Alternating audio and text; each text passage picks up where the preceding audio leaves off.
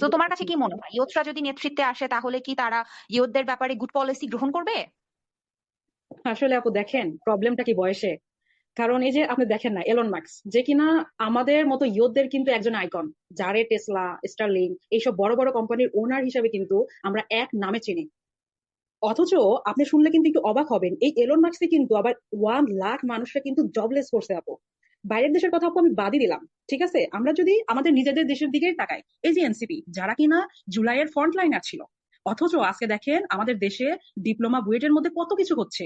এইটা নিয়ে তারা কি কোনো ধরনের ওপিনিয়ন জেনারেট করছে? কথায় কথায় বলতো এই তোরা কই আছিস, রাজুতে আয় রাজুতে আয়। এখন কাউরে কি ডাকতেছে রাজুতে আয় রাজুতে আয়? হ্যাঁ আপু ডাকবে বা কই থেকে বলেন। তারা তো এখন আছে হানিমুন পিরিয়ডে, কিছু গেছে চীন ভ্রমণ করতে।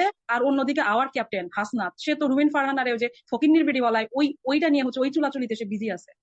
সো আগেও তো আমরা দেখছি যে ওই যে আপনার কি বলে আওয়ামী লীগ আর বিএনপির মধ্যে অলওয়েজ কামড়া কামড়ি লাগতো, ঠিক আছে, এখনো দেখেন ওই সেম জিনিসটাই।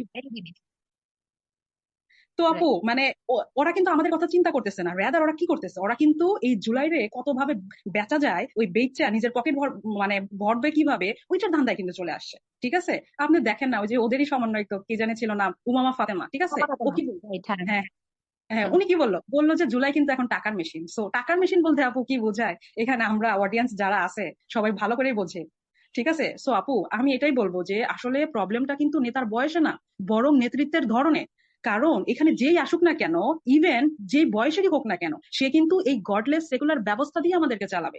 আর ওই যে আপনার কথাই আছে না, বৃক্ষ তোমার নাম কি ফলে পরিচয়, ঠিক একই ভাবে আপু ব্যবস্থায় যদি দায়িত্বহীন হয়, তাহলে সেইখান থেকে আমরা কিভাবে আশা করতে পারি যে একটা দায়িত্বশীল শাসক হবে?